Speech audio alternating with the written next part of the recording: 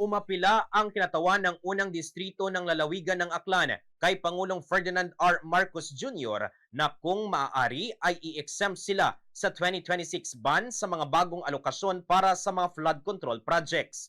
Sinabi na Aklan 1st District Congressman Jesus Marquez na lubos na kailangan ngayon ng bayan ng Banga na mapondohan ang nasirang revetment wall sa barangay Humarap at Dahasur kung saan nangaganib na mag-collapse ang ilang kabahayan at paaralan sa naturang mga lugar dahil sa pagpapatuloy na pagguho ng lupa malapit sa Aklan River.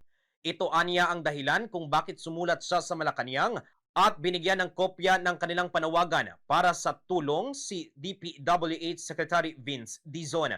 Nauna nang inihayag ni Marcos na walang bagong flood control fund ang ilalaan sa 2026 kasunod ng mga pagbubunyag ng mga anomalya sa nakaraang proyekto. Bagamat nangako siyang patuloy na tutugunan ang mga problema sa pagbaha sa bansa. Naalarma ang mga apektadong residente dahil sa mga nararanasang pagbaha kahit sa mga panandaliang pag-ulan dulot ng shoreline. Sa kabila nito, patuloy ang kanilang pakipag-ugnayan sa DPWH Regional Office para sa pansamantalang tulong. Alam naman po natin na talagang no to flood control program ang budget natin, no? Yes. But I have written the president and I have given a copy of the letter to the DPWH Secretary Vince Dizon.